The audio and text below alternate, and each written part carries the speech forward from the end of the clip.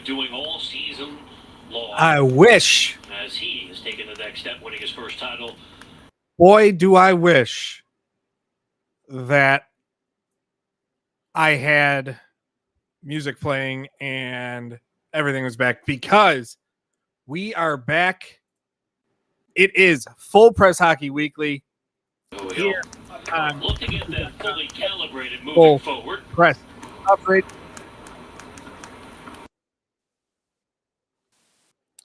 Mike Straw here. I don't know why my camera's so far zoomed in.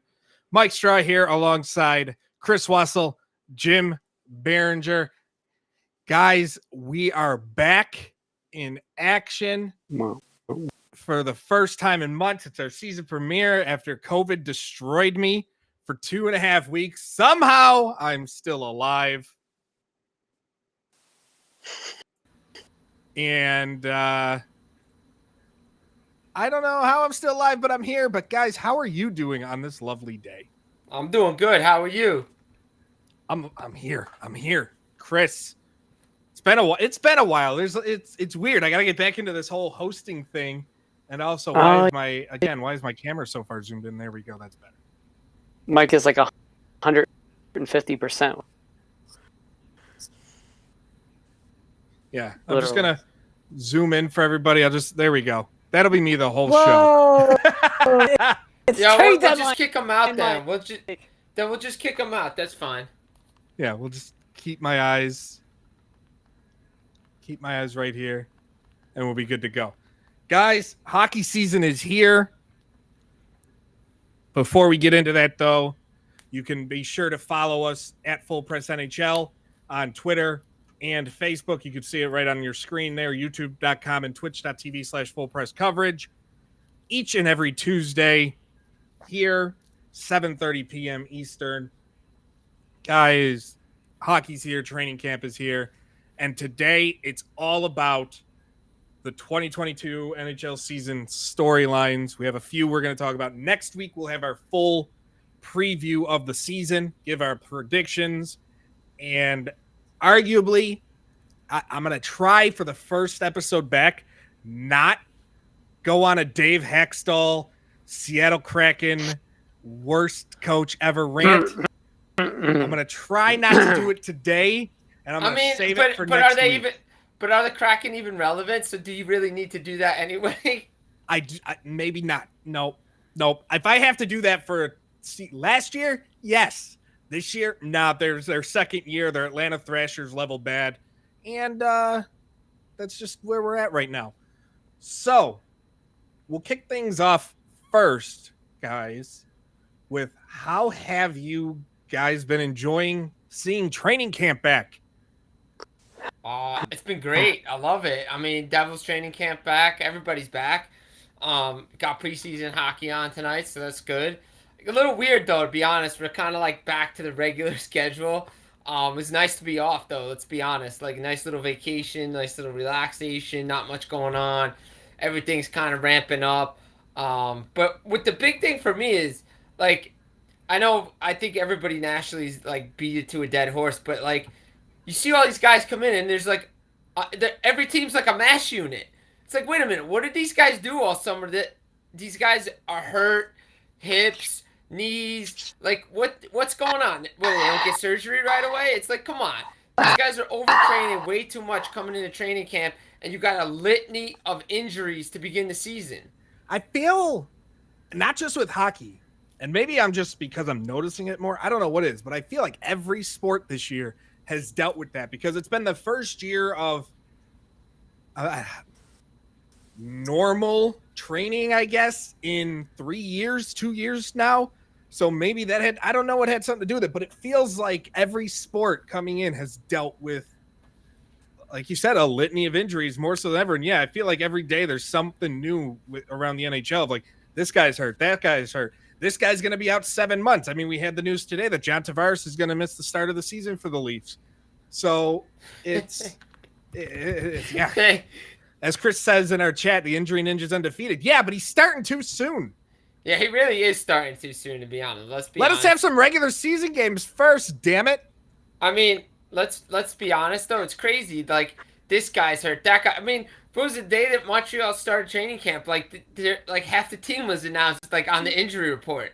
I'm like, what is this? Yeah, it's absolutely brutal. Well, I mean, absolutely brutal. Now part of that to be more transparent about it doesn't mean that we're going to get pinky finger was severed. You know, we're seeing lower body, sometimes middle. But at least there's some in this way that you have being documented on the first day of training, waiting 2 weeks and go, oh, that guy had to be up for like a month. It's, I guess it could be where, you know, we had the little kerfuffle, you know, Nico his year having some, you know, people were, yeah, Devil's Twitter is sometimes. Yo, quote unquote cramping. He had cramping issues. Cramping. That's why they keep them out of the rest of the game. Yeah, I'm dealing with a cramp. I'm going to precautionarily keep a player out because of cramping. It's probably worse. Again, you and I, Chris, we both know the medical staff for the Devils, how they misdiagnose injuries. Remember, Miles Wood last year came in with bumps and bruises and missed the entire year and needed hip surgery. So,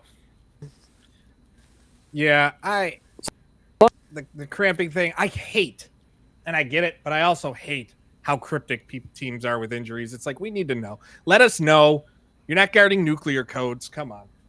So, we got a lot to cover as far as our top storylines. We talked about it off air earlier today, and I think I got 6 of them total that we're going to go over today.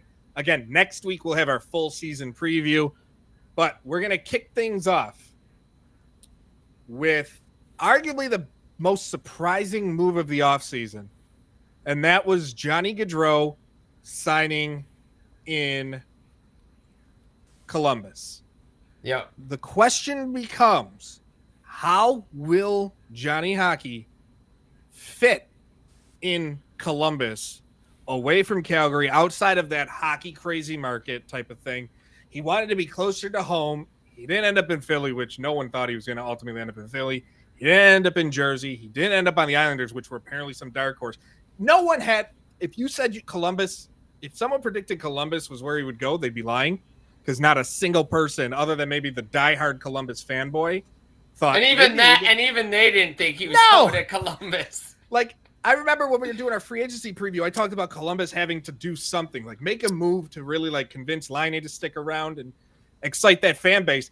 I didn't even think like, oh, maybe they'll make a trade. No, they just go out and sign arguably the biggest free agent available in Gaudreau. But how does he fit in? Chris, I'll start with you. How does Gaudreau fit in Columbus? I mean, he's going to have been nice if they had some other, they had a kind of gift mention because of that. But also, he's gonna just, how many years is it? I think because Columbus way of a defensive for goaltending, and yeah, often parts that will play well with him. He'll do what, maybe he'll get to 90, 100 points. They're going to be like 25th to 27th, and I don't know how many you put up with that. We're going to have to fix your mic because you are cutting in and out something fierce. So, we're back. Yeah, I mean, he's big time. It's back to normal. Time. It's back to normal when Chris's mic doesn't work properly. Yo, Hurricane Ian is not even in Jersey, and it's going through Chris's house. Jim, what about you? Like, how do you see Gaudreau fitting in there? And do you think this is a possibility of, like, I mean, he's 29. He got his major contract. Arguably, that's his last big contract because he's going to be in his mid-30s when it ends. Is this a contract that Columbus is going to regret, or do you see this working out? You know what? I think, what is it? I think Laine signed for, 4 years? Which is huge. So for 4 years, this team has a window to do some damage in the Metro Division. I think from what Chris was saying, like some of the goaltending issues still there. Korpisalo, what are we going to get from Merzlikins? that tandem could be good. The defense, obviously, Werenski on the back end. I mean, they have nice pieces. Obviously, they had to move Wenberg. You know, it was funny. What are we talking on the chat or whatever? Who needed to go? That's like, maybe they'll just, they got to trade Wenberg or something. And Yeah, I thought happened. Voracek would be the guy out, and then you're like, well, maybe Bjorkstrand, and then all of a sudden, like an hour later, if that, they trade Bjorkstrand, who was not a player I expected. And it's really funny that Gaudreau bought Bjorkstrand's house. Yeah. That's just one of those coincidences. I kind of like that. He's just like, yeah, have it. And but yeah, like I was surprised to see Bjorkstrand go because I thought he fit in really nicely in Columbus. I think that's the first good move that Seattle has made as a franchise. Because they were able to get him pretty cheap.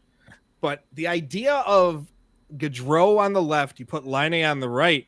I think my biggest question is who's going to be their center, because that is a big topic. Like their number one center, like it's not going to be Kent Johnson right off the bat. He's who they want to be eventually, but I doubt first year he moves into that role. But imagine if he did. But it's tough. Like Gaudreau is a facilitator at the end of the day. He'll rack up assists. Laine's a sniper. Is the idea of a top center even matter for Columbus? Well, I brought this up to somebody, and probably Chris knows too, because I think we talked about this off air. It's like when Panarin and Kane were in Chicago. I mean, who was their center? Artem Anisimov. I mean, like, do you really need a top center when you have two guys that you can just feed the puck to and that can do damage? Like the wingers can just do damage all day. And Anisimov had a great season when he was playing with Panarin and Kane. So you could just put a good center in there, an average center, and he'll be fine. I think that's what Columbus's game plan there until Kent Johnson is obviously ready to come into the league and do damage as a top line center for Columbus. But I think I like what Columbus did. I mean, look, they're being aggressive. Jarmo Kekalainen is not afraid to make aggressive moves. We saw what he did during the year that they lost everybody. They're like, we're just going to keep everybody because we're going to make a run for it. And you know what? It's better to be aggressive than not be aggressive, because how many fan bases out there continually bash their general managers for not doing anything? Flyers.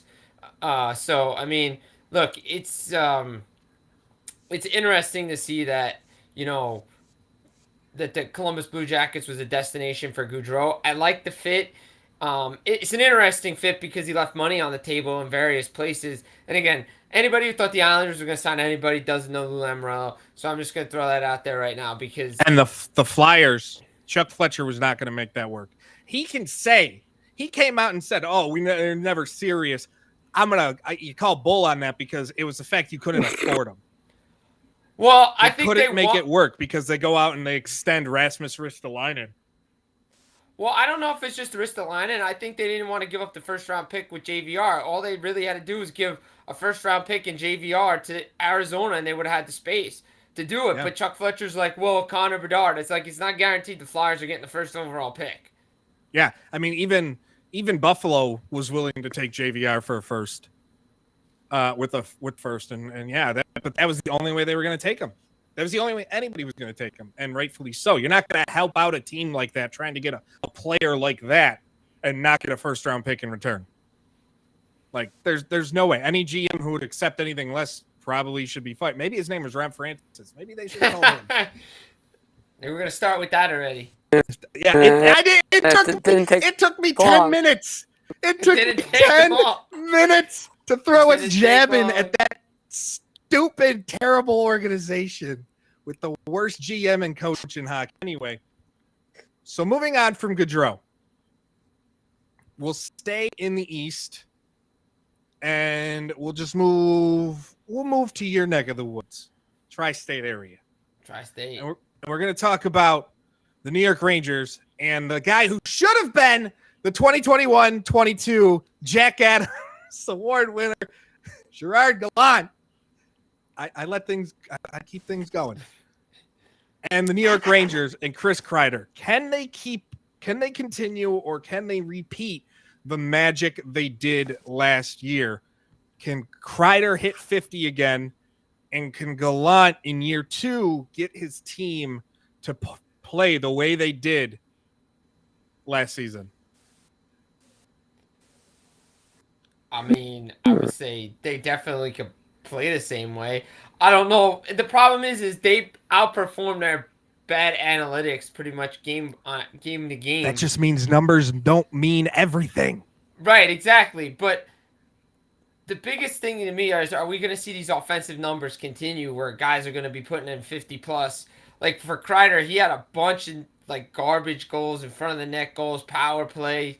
And to me, I think he's going to get close to 50 again. I just don't know if he's going to repeat 50 again. It's very, very difficult to do that.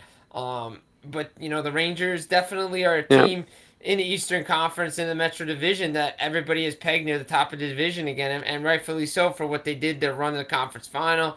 Take Tampa as far as they did. They have the goaltending in Shesterkin. Defense is better. They've made a couple of minor moves. You have Gerard Gallant behind the bench, so we'll see what happens with the Rangers. I mean, there's no reason why they can't make the playoffs again. No, I think the playoffs are.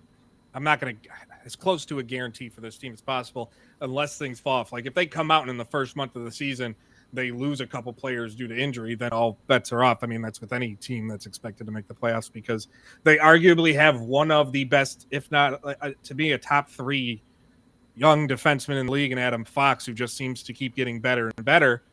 Lafreniere finally started to play, not at number 1 overall pick level, but he started to perform under Gallant because Gallant, and I've talked about this ad nauseum, is a coach that knows how to put players in spots to succeed.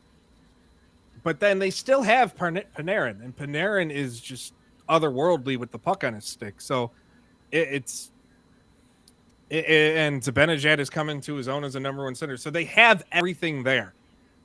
The one deal that I think backfires with this team is the Vinny Trocheck deal. That is a term that, man, did I not expect to see. 5.6 isn't the worst in cap hit, especially hopefully after this year the salary cap jumps to a respectable number. But at the same time, I don't see how that's a deal that works out in the long term for the Rangers. No, it's true, but it doesn't have to work for 2 to 3. That's what they're looking for. The neighborhood of 2 to 3 years where it works. The logical order is they think they can win, and with opened up. And by the way, plug in now. So if you're taking the over 102.5 points, you're mentally inside. Just don't do it. How much better? Don't. And obviously with the Rangers, the one thing you always have to look out for is goaltending, because behind Shesterkin it is Yaroslav Halak. And if you go in and Shesterkin misses any amount of time at all, like, this is a guy who's going to be expected to play 65 games. Like if the Rangers have it their way, he's playing 90% of the season. Like, there's no doubt, because I don't know how you could feel comfortable if you have to play Halak. Or if you have to go to Louis Domingue. Hey, he had that one good game. Again. He had one good game for Pittsburgh. But I understand the Trocheck deal, but if you think about it, what is it? It's just 2 years longer than the Andrew Kopp deal in in Detroit. Right? It's the same term, but they just didn't give they didn't want to give Kopp 2 years. So I mean, I think Trocheck's a better player than Kopp, and I don't blame the Rangers for not wanting to go the years with Andrew Kopp as well. I think Trocheck will be fine in that window that they're in now, because everybody says, oh yeah, plans this and that. Every team, whether they want to say it or not, is on a year-to-year plan. They are in win-now mode outside of a couple of teams that we know are always at the Arizona Sunrise. Right. But other teams believe that the teams in contention, it's year-to-year. That once you make the playoffs and make the run that the Rangers did, they're looking to continue that run and want to be a championship team, which they have the talent to do. It's just, the Eastern Conference and Shesterkin and injuries and everything. It's going to be the same thing with a lot of these teams throughout the league when you look at it. Can the numbers that guys put up be sustainable again? Because the offensive numbers last year were ridiculous. Yeah, and I think this is a team they're going in fully expecting Stanley Cup. Like they are expecting a Stanley Cup run. And at the same time, though, my biggest thing with the Rangers to create the magic is everybody looks at, can Kreider do it again? Can Panarin and Zibanejad perform? I want to see how Capo grows. I want to see how Lafreniere continues to grow, because if they're going to make a run, they need these players to produce. At the end of the day, like if they're not producing, they're going to run into an issue that they ran into last year. And when they needed scoring the most, they couldn't find it. This is true. Once the garbage wasn't there anymore, they couldn't find the scoring from players that needed to be the scoring. It's not Okay. Against their coaching staff. They don't sometimes. And it's unfortunate. There. At least this year it could be there. There's some talented cogs in the same. Sure, right. Rangers will have it.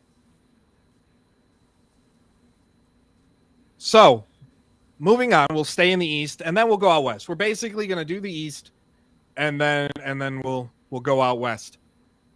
We'll stay in. We'll just move into the north of the border, and we'll talk about the Maple Leafs. Toronto now owns the longest drought after Florida finally broke the drought. Toronto owns the longest drought without a playoff series win. And the funniest thing about that is that includes the fact that the Sabres have the longest drought of not making the playoff series, and they've still won a playoff series more recent than the Toronto Maple Leafs, which, man, is it funny. And as a supporter of both teams, I love seeing the arguments between fans of like Maple Leafs fans make the playoffs and Sabres fans go, why? Just to lose in the first round for the 20th straight year? And it makes me laugh. It does. I love the arguments, and I love the fact that Toronto can't seem to get over the hump, even though they're a team that should. The question is, they let Jack Campbell go, which in my opinion was the smarter move, but they didn't make a lot of wholesale changes up front. Everybody went in thinking, okay, of the core four up front, someone's going to go. Nylander's going to go. Marner might go. Like everybody, a lot of people went in thinking that. Instead, they go out. They trade for Matt Murray. Okay. Where I really like is an under the radar. And to me, though, I don't know whether it's just, I really hope he turns into a star number one. And I'm just wearing rose tinted bias glasses, or he really can be. But Ilya Samsonov, I absolutely love as a goaltender. And I think he just needs that right fit. Is it in a market like Toronto? I don't know, because they will ride him to death if he struggles even in one game, that fan base. But is Toronto made to get over the first round mountain? And right now, no, they didn't do enough.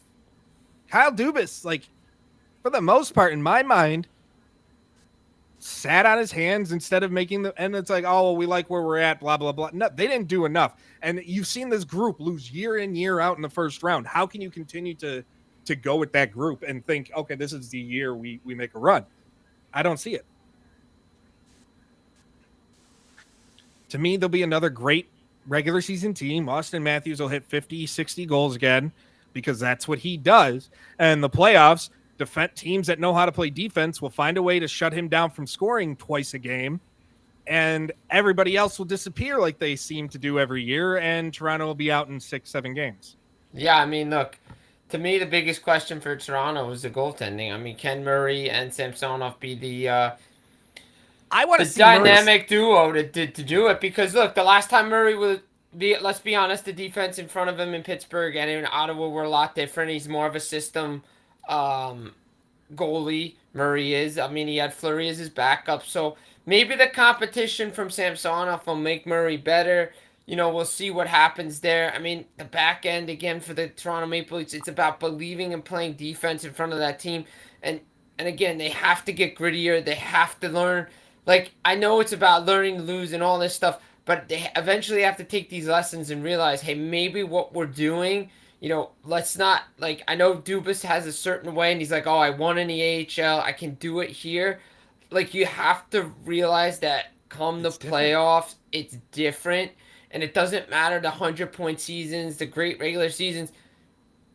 The Toronto Maple Leafs, if this team could ever get past the first round, they could actually make a run. Yeah, and that's the big thing, the if. And it might be a case of I'll go to football because I'm a Cincinnati Bengals fan. They couldn't win a playoff game. 30 years without winning a playoff game. They finally get over that hump last year against Vegas, against the Raiders. And then look what they do. They make a run to the Super Bowl because it was a case of finally getting over that wild card, that first round hump.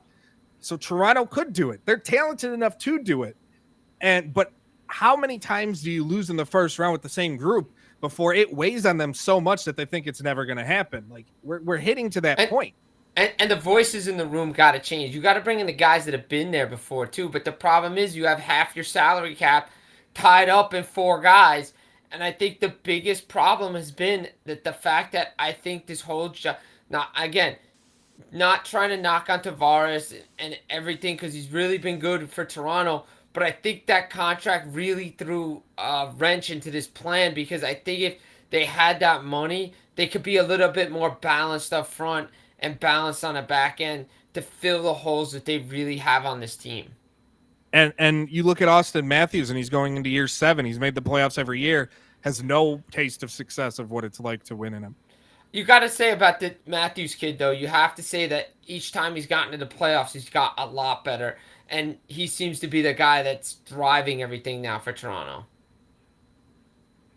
Without a doubt. But in the playoffs, teams know how to shut that down. You need complete depth. That's why Tampa Bay seems to make it to the finals every year, because when someone struggles, they have other players that have been able to step up. And like at the end of the day, that's what you need.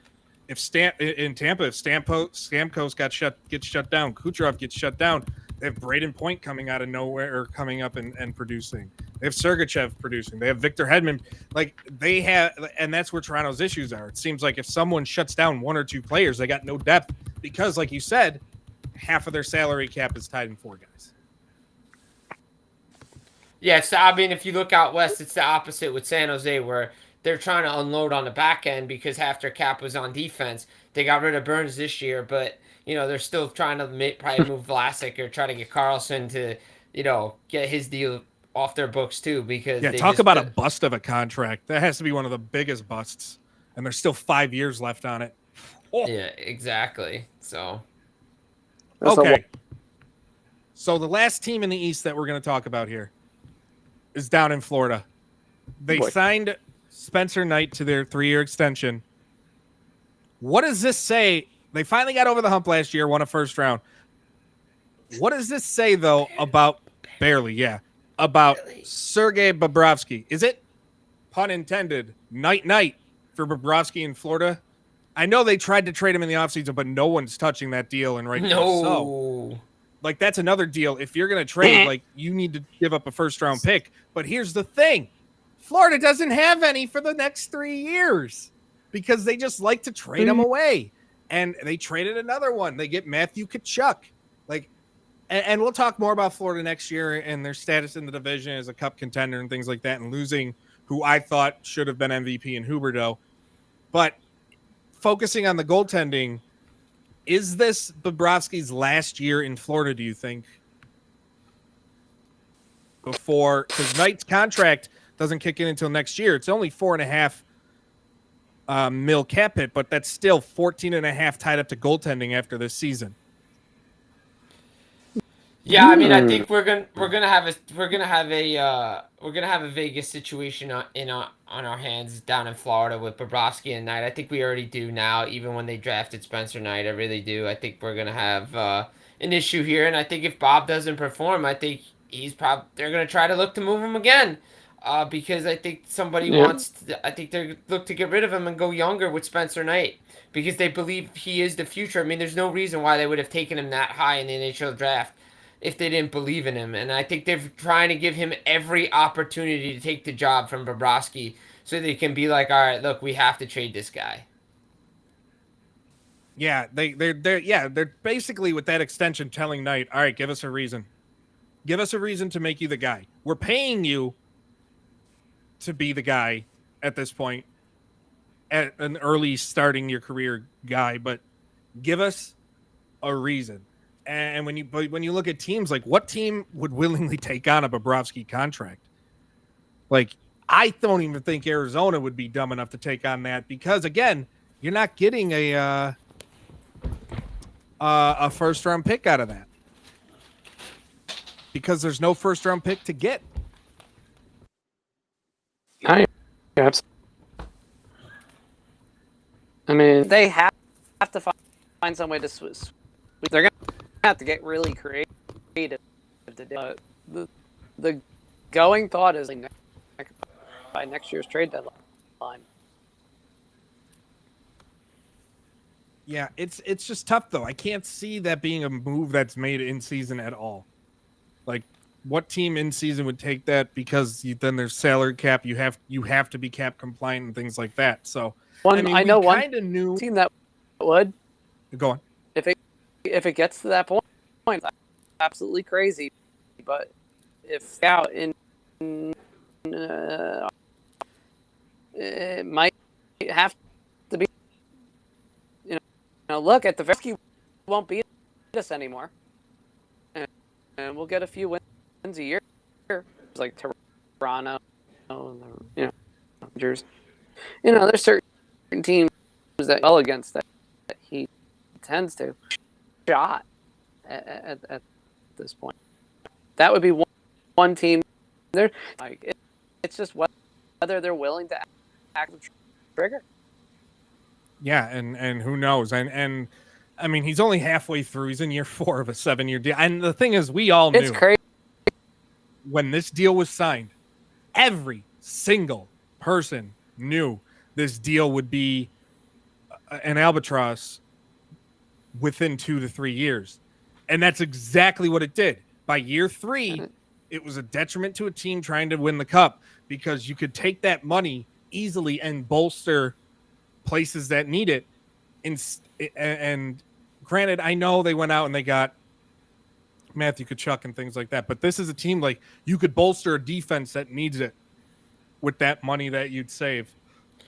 By not having that contract. But there's no way they can get rid of that contract at this point in time with what they have as far as draft capital to kind of sweeten the deal. They can't get rid of that contract and get rid of the full book of it. No, they're going to have to be able to eat some money somewhere along the way. Or what a lot of things have been when we get to another topic, you could get a third team involved that could eat some money where the cap hit for the team acquiring Bobrovsky isn't as bad. I mean, granted, it would be tough to pull out because they don't have the picks for the team that's going to be eating the salary that's on the books for Bobrovsky. But I think we've all said it's not his fault. It was the market, but still, I mean, Price, again, another $10 million goalie, going to probably not play this year and never play again. Look what it says. Do we really want to be paying goalies double-digit money despite them being an important piece to everything? Is any goalie worth $10 million? In today's NHL, no. I don't think so. Though I didn't think back then there were either. And no, there's not one. Not a single one you can convince me to pay more than like $6 million a year to. Exactly. So I mean, 6 more. I at least. All right. Who's the one? Who? Andre Vasilevskiy. Oh, Vasilevskiy. Yeah, Vasilevskiy. Yeah. I don't know. I still wouldn't. It's kind of like a great running back in the NFL. I would never pay a great running back. I'd let him walk after their contracts. Let someone else have the headache. Yeah, I mean, I wouldn't pay Vasilevskiy, but again, relative to the salary cap, is it 15% or what it is to what the salary cap is, I guess. But still, I wouldn't be doing it over 7, 8 years, though. No, I'm personally like the problems now. This will never happen. But this will never happen. And I think I might be one of the only people to ever think this. is they should cap contracts at a max of 5 years. I think they tried to do it. And the Yeah, PA won't go for it. That's what. Yeah, No. they attempted that. Yeah, the Didn't PA go won't well. ever go for it, but I think it would make one for us covering the league. It would make it way much more fun when Yeah. you know that Yes. you got these players coming out for free agent contracts more often in their prime. But two, I Yeah, don't but know. would I it just don't- really? I mean, would it really? I mean, we say it, but does it really happen outside the odd guy? Yeah, I don't know. No, but at the same time, I'm just not a fan of these 8-year contracts and things like that. Like, I'm happy they did that. They at least got it down to 8 for current team, 7 for free agent. But I'm just not. I still think that's too long to allow. But that we can debate on with a whole. Well, I think Hour. I don't think you should be signing a goalie any longer than 4 or 5 years. That's it to me. Agreed, 100%. I don't think you should be going any longer than that. Yeah, 100% agree. And that's the thing. Like, even Vasilevsky, who's arguably the best goalie in hockey, he's not even making $10 million a year. Like, he's making. Granted, his cap hit's not even 10. It's 9.5, which is still way more than I'd ever pay for a goalie personally. But it's still He's worth it. He has been, yeah, 100%. But will he be worth it at age 34, 35? Who the hell knows? Who cares? He's got 2 Stanley Cup rings to his name. Fans will care. Fans will still get mad if he starts sucking in 3 years. I don't think he's gonna suck in 3 You're right. years. Tampa doesn't have fans. By the Um, weekend, slightly bigger worries. So we'll move from the East Conference to the West, and we're going to go to Chicago before we go to Vegas. We'll wrap the show up this week with Vegas. But Chicago, the whole thing hanging over is the Pat Kane trade. He didn't get traded in the offseason. They're holding on to him for whatever the hell reason. Maybe they think they can get more when a playoff push comes out of it. I don't know how they get more than it. I think you're the most you get is during the offseason, but they held on to him. Chicago, no one knows what the hell they're doing. Because they make certain moves to be like, all right, we're trying to be bad this year, but then they don't get rid of players that would help make them be worse by being off the roster. But does Pat Kane get traded during the season? Chris, you want it? You want to take the first crack at it? Oh no, that hot potato that you just don't want. You know you're going to get burned. Yeah, I'll take it. Why not? Dangerously. You know what? I'm gonna be full fire of. I don't think he makes it through the season. Because honestly, I think something crazy winds up getting injured. I don't know what it is. I think by Get your injury there's ninja some- mind out of this. Yeah, take the injury ninja out of this. it's not. Like, let's Stop take- wishing. It's not much. It's one of those things where a number of times a players, too long, and eventually look at Chichin and knows when he's even going to truly. No one does. This is Damn true. long. This is true. That's the one like Bonafide. I mean, where you said, God, you should have pulled the trigger sooner than what you're the concern. Does that mean that it's just a possibility when you're looking at Chicago right now? It is a big.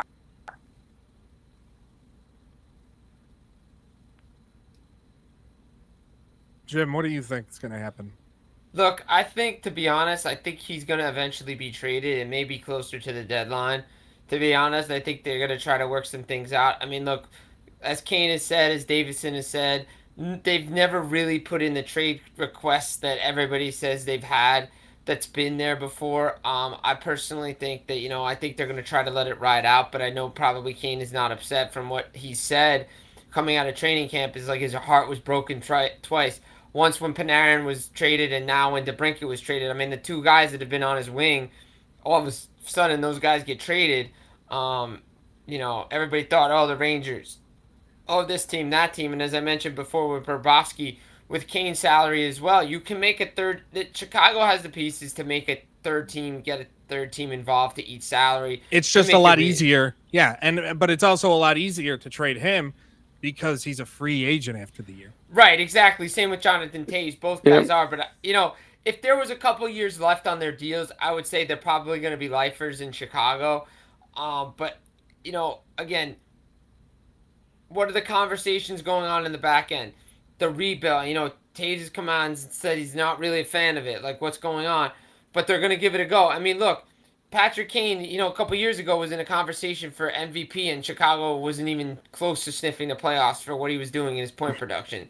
So he's definitely has a few more good years left. Oh, 100%. I mean, he's coming off a 92-point year. Like, he's wherever he goes, he's going to immediately turn that team into what a lot of people will say is, whether justified or not, the front runner for the cup because of how talented he still is and what he's putting up at 33 years of age.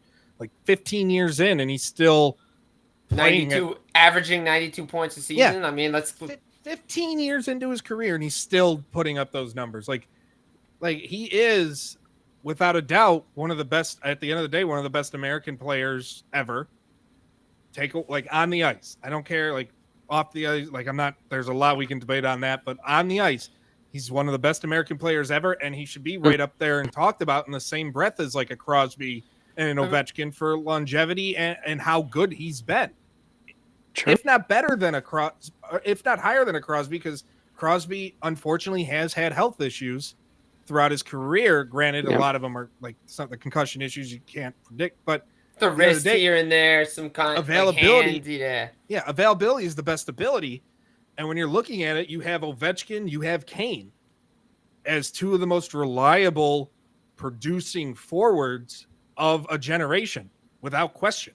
Yep. So whatever team gets a Pat Kane is going to immediately find themselves much more confident in winning a cup. And there's talks where he wants to go to Washington or he wants to go to the Rangers or wherever.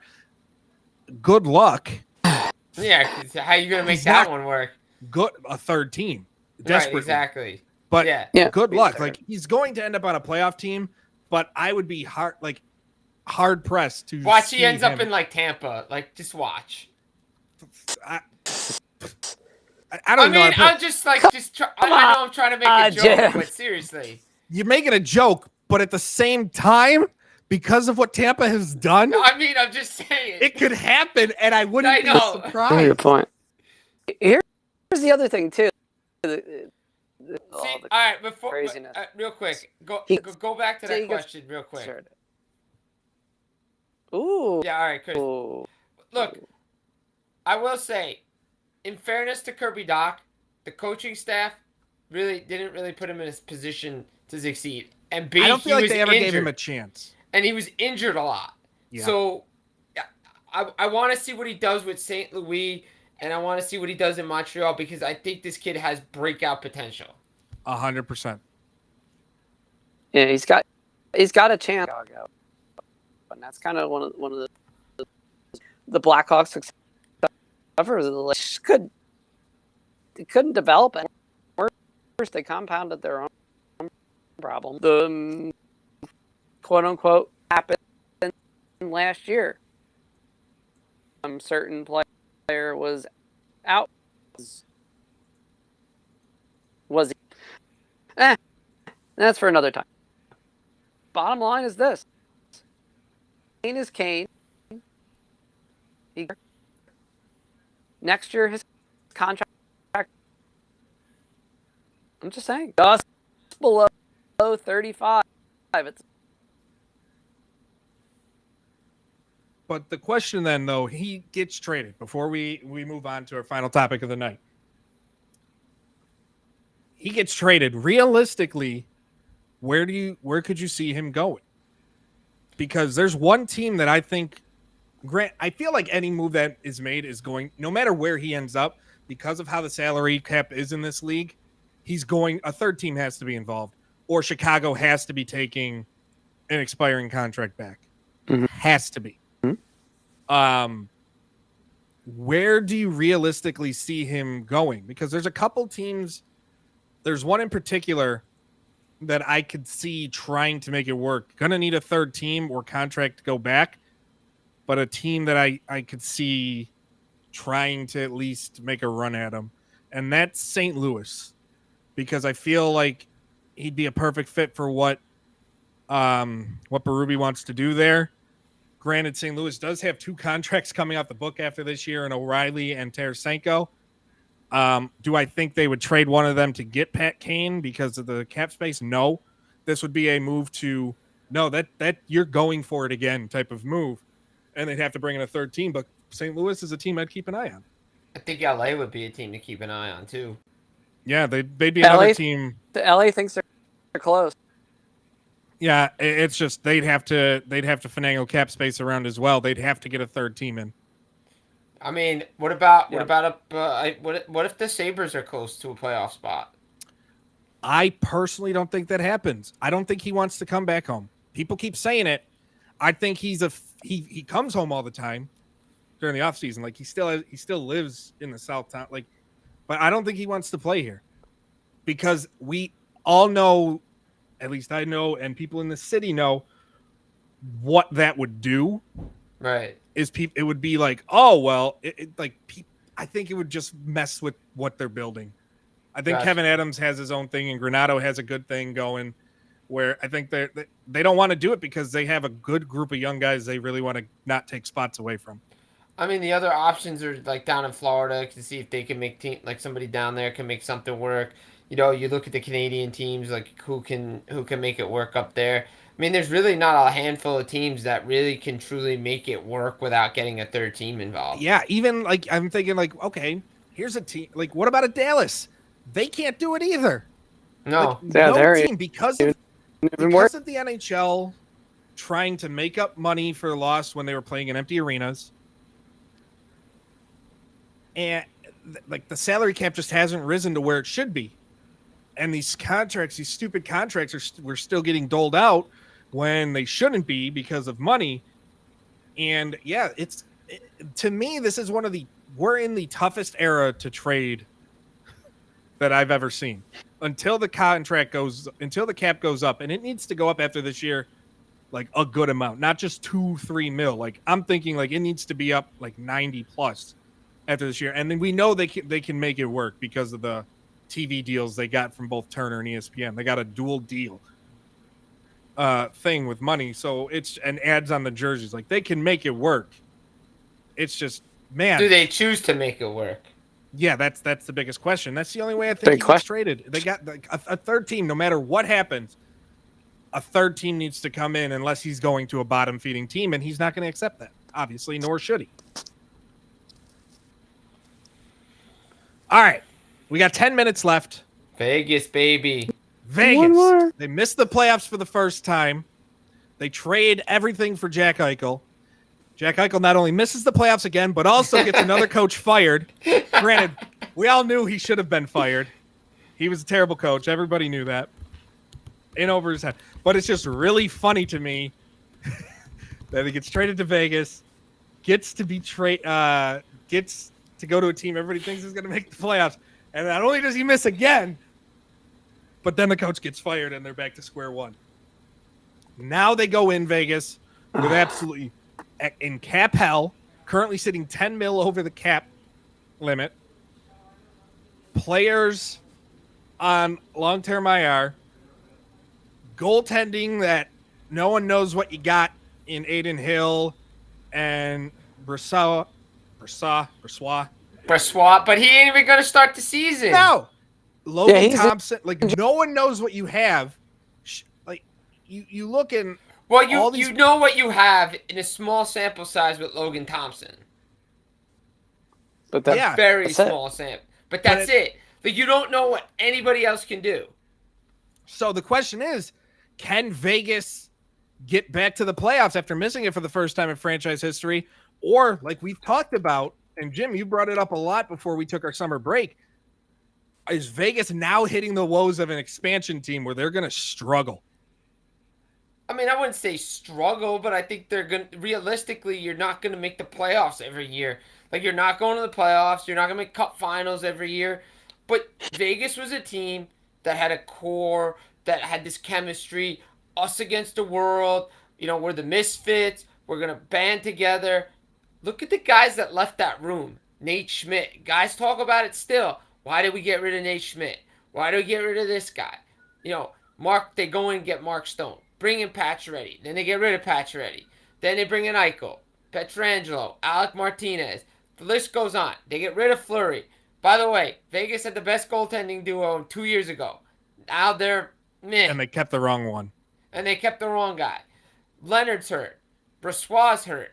You're going with Logan Thompson. Now, granted, Logan Thompson almost got this team into the playoffs, and I think that's the difference this year. I think their power play will be better.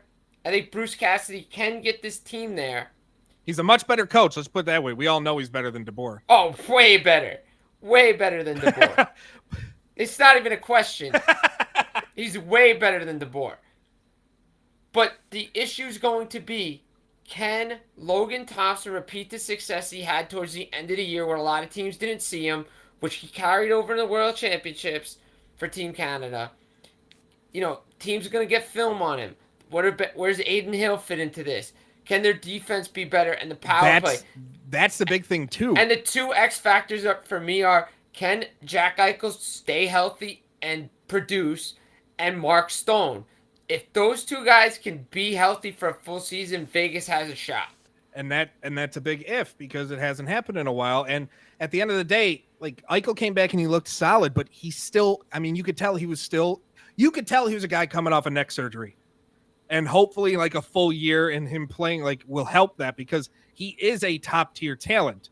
But again, neck surgery, no matter how it is. Well, Mike, go back to neck surgery, no matter. Go on. Go back to when he was in Buffalo before he was lost for the year and before he had the neck surgery. He was in a conversation for the MVP. He was dominant, yeah. He was so dominant. We know how great of a player he is, but at the end of the day, again, neck surgery is neck surgery. Can he get back come to back that and look okay? level? But yeah, it's that level, and that's what Vegas needs. But you brought up the defense, and that's the thing. Will they do enough to protect their young goaltending? Because that's what they need. If they're going to go out there and do how they closed the season, where they were giving up 30, 40, 45 shots a game, it's not going to work. And losing to New Jersey and the Seattles and the Vancouvers. And you lose to Seattle, you're relegated. You can't lose to bad teams or weaker teams down when the you're stretch. fighting. 100%. When you're fighting. Look at a couple years ago. Vegas did last year, but a couple years ago when Dallas missed the playoffs because they played Detroit 3 times out of the last 7 games or 8 games, and they got spanked by Detroit 3 games. In 3 games, they should have won. They needed to win.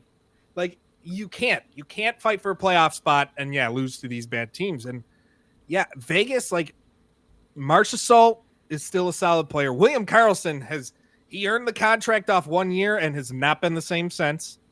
Riley Smith, hit or miss. But again, Phil Kessel, what does Phil Kessel do? Is he really going to come in and replace Pacioretty? No, he's not that guy anymore. You're not that guy. But what can he do? But he can still shoot the puck, power play. Can he give you 20 goals? And that's what they need. If Kessel can give you 20 goals, you're a playoff team. Yeah. Because he's going to play third line minutes. He's not a top 6 guy. Look what he did on a bad Arizona team. Yeah.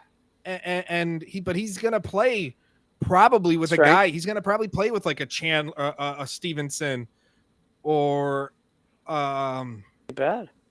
Or a Colasar. He's going to play on these lines with these younger players. So he's going to be the guy they feed to try and get points and get goals. So if he can get 20 goals again, which we know he can still shoot the puck, what does that say for Vegas? Will they make the playoffs? Probably, but they're not a team, even if they make it. To me, this is not a team with the goaltending they have to make any sort of run, even outside of the first round. Yeah, I agree. Given at this point, I don't. Yeah, unless they solve that power play problem, which burnt them in the playoffs, because you think about it, the 2 years that they lost in the playoffs, their power play went this way real quick. So, I think it will, because I do like Bruce Cassidy as a coach. He's another coach that hopefully he learns from his mistakes in Boston. I felt like Cassidy's biggest problem in Boston. Do I think he should have been fired? No. But his biggest mistake is he got kind of too stubborn in what he was doing. He's like, no, it'll work. Trust me, it'll work. It'll work. It'll work. Rather than like, okay, maybe it's time to mix something up. Well, that's a lot of coaches in the NHL. Yeah. 2 errors. Agreed. Yeah. The human. I mean, They're too stubborn in their own ways rather than, okay, it's not working. Let's switch things up a bit. Or they have the opposite problem where it's working really well. Let's break it up and see if we can spread out. No, you ding dong. No. I mean, the only play, like, for me, I think last year, like with Cassidy, I think when the Bruins got going, they were able to split up Pasternak, Bergeron, and Marchand because they had the balance scoring, and they were able to, like, spread it out. When they needed to go back to it, it was fine. But, again, because Jake DeBrusk produced, and you put guys in positions to succeed. Let's see what happens. Like, say, for instance, Vegas is struggling. Do they move a Kessel up just to try to get some goals for a couple of games? Like, what kind of adjustments do they make? Because that's what you're going to see. Because I think, Vegas is a team. There's a lot of pressure on that team in that locker room with the management. It comes from the owner. He wants to win, and I don't blame him. But, you're finally realizing what an expansion team is now, too. Excuse me. Yeah, exactly. And like you said, they're going through the woes. And there's going to be a lot to talk about. I guarantee Vegas will be one of the most talked about teams on this show throughout the season. And speaking of this show throughout the season, we are here every Tuesday night, 7:30 p.m. Eastern, because my son started basketball camp today. And one, it was amazing to see. It was hilarious to see a bunch of 4 and 5-year-olds running around learning how to play basketball, learning how to dribble and pass and everything. It was fantastic. But we are here every Tuesday from here through the rest of the season. Next week, we will have our full season preview, predictions, standings, playoffs. We're going to go through it all as we hit 2 weeks until the regular season. Well, technically, it's supposed to be next weekend, the 7th and 8th. But we don't know what's going to happen because of San Jose and with their Russian players and whether or not they're going to go. That's something we'll update on next week. They better figure it out soon. They got to figure it out. Yeah, really they don't have that much time. But you guys can follow Jim at Jim Behringer on Twitter, Chris at Chris Wassel DFS, myself at Mike Star Media. Make sure you are subscribed to us on YouTube, Full Press Coverage. Follow us on Twitter and Facebook at Full Press NHL. Until next time, for Jim and Chris, it's so happy to be back. We're in for another great season of NHL hockey. This has been Full Press Hockey Weekly.